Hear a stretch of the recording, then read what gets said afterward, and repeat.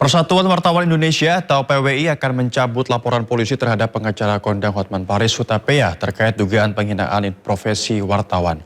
Wakil Ketua DPR RI Sufmi Dasko memfasilitasi pertemuan antara Hotman Paris dengan Ketua Umum PWI Ahmad Munir.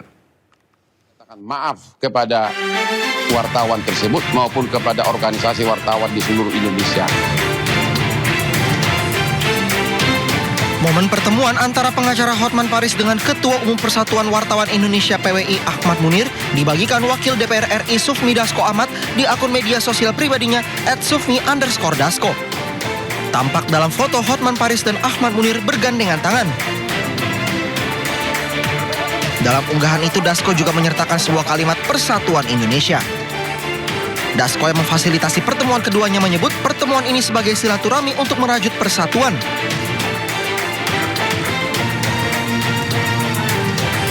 Sebelumnya, Persatuan Wartawan Indonesia PWI Pusat sempat melaporkan Hotman Paris ke polisi terkait dugaan penghinaan terhadap profesi wartawan. Selain PWI, media independen online atau MIO Indonesia juga melaporkan Hotman Paris ke Polda Metro Jaya. Kejaksaan Tinggi Jawa Timur masih memburu tersangka lain dalam kasus dugaan korupsi di Kebun Binatang Surabaya senilai 10,2 miliar rupiah. Dan hingga saat ini mantan Direktur Utama Kebun Binatang Surabaya Khairul Anwar sudah ditetapkan sebagai tersangka.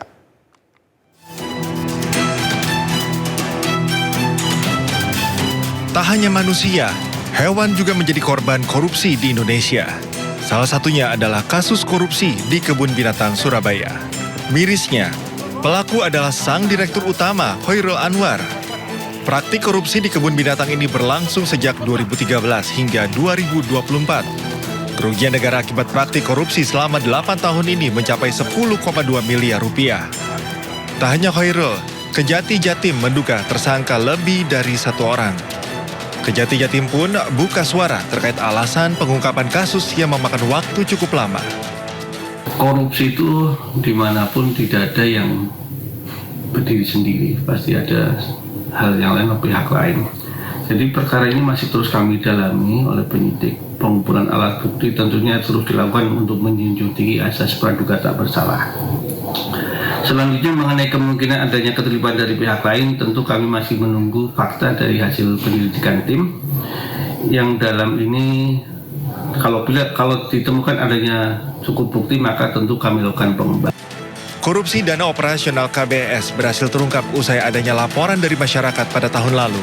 Dari hasil penyelidikan sementara, korupsi diduga dilakukan mulai dari biaya pakan satwa hingga anggaran sarana dan prasarana. Kejati pun menegaskan akan menindak siapapun yang terlibat sesuai dengan hukum yang berlaku. Tim Liputan iNews melaporkan. Pasca pengunduran diri Peri Warjio sebagai Gubernur BI, Menteri Koordinator Bidang Perekonomian Airlangga Hartarto pastikan fungsi Bank Indonesia sebagai institusi yang menjaga nilai tukar rupiah dan kebijakan moneter tetap berjalan. Sementara itu Airlangga juga tegaskan ia belum menerima nama calon Gubernur BI pengganti Peri. Yang penting kan institusinya, dan institusi BI kan tetap menjalankan fungsi untuk menjaga nilai tukar dan juga menjaga kestabilan moneter. Beralih ke informasi lain, pemirsa, 7 orang ditetapkan sebagai tersangka kasus bentrokan maut di Menteng, Jakarta Pusat. Akibat bentrokan, 1 orang tewas dan 4 lainnya terluka.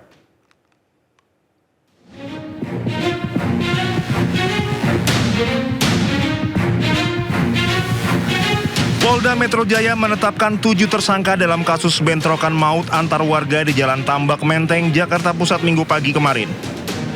Kabid Humas Polda Metro Jaya, Kombes Pol Budi Hermanto mengatakan 4 orang ditetapkan sebagai tersangka terhadap pengerusakan gerobak warga. Sementara 3 orang ditetapkan sebagai tersangka penganiayaan yang menyebabkan hilangnya nyawa orang. Bersama Polres Metro Jakarta Pusat terkait tentang pengerusakan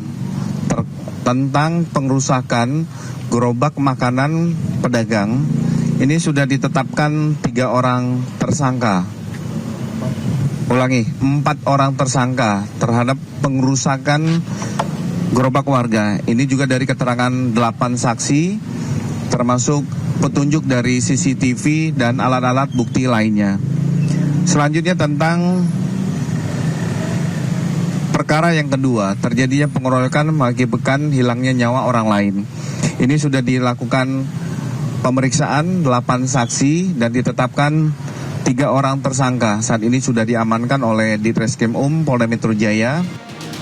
Sebelumnya, bentrokan antar dua kelompok warga terjadi di kawasan Jalan Tambak Menteng, Jakarta Pusat Minggu pagi. Bentrokan diduga dipicu perselisihan di sebuah warung penjual sarapan. Saat bentrokan berlangsung, petugas kepolisian berupaya melerai dan menghentikan aksi kedua kelompok. Namun karena banyaknya orang yang terlibat, bentrokan tetap menimbulkan korban. Akibatnya 1 orang meninggal dunia dan 4 orang luka-luka hingga harus menjalani perawatan intensif di rumah sakit. 1 korban meninggal dunia setelah sempat mendapat penanganan medis di Rumah Sakit Cipto Mangunkusumo.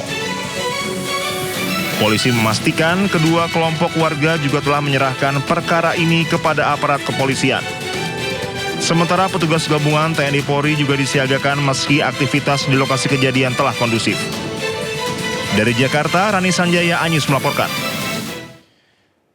Gubernur DKI Jakarta Pramono Anung meminta bentrokan yang terjadi di Jalan Tambak Menteng, Jakarta Pusat tidak dikaitkan dengan isu etnisitas. Pramono menegaskan bahwa Jakarta terbuka bagi siapapun.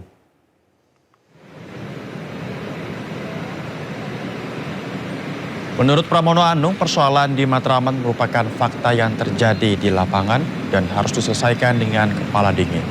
Pramono mengajak seluruh pihak untuk menahan diri agar tidak memperluas konflik. Pramono kembali menegaskan Jakarta harus menjadi kota yang aman dan damai bagi siapapun, serta meminta seluruh masyarakat turut berperan menjaga kondusivitas. Jakarta ini adalah kota yang sangat terbuka.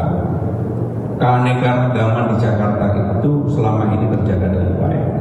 Sehingga saya betul-betul tidak mau ada isu berkaitan dengan etnisitas di Jakarta. Karena Jakarta yang sudah aman, nyaman, tentram, bahwa kemudian ada persoalan seperti di Matraman itu adalah realitas yang ada.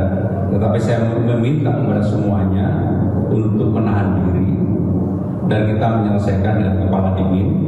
Mudah-mudahan Jakarta tetap aman, nyaman, dan terbuka bagi siapa saja. Hari ini Presiden Prabowo Subianto melantik ribuan lulusan IPDN di Jatinangor, Kabupaten Sumedang, Jawa Barat. Dalam rangkaian acara, Presiden juga memberikan penghargaan pada 10 lulusan terbaik. Provinsi Jawa Tengah, Putra Menteri 1.204 lulusan sarjana terapan Institut Ilmu Pemerintahan Dalam Negeri dilantik langsung oleh Presiden Prabowo Subianto. 728 putra dan 476 putri akan menjadi pamong praja muda dan akan bertugas di lingkungan pemerintah pusat, Pemda hingga wilayah 3T seluruh Indonesia. Pamong praja muda yang berasal dari lintas daerah ini diharapkan menjadi perekat dan persatuan bangsa.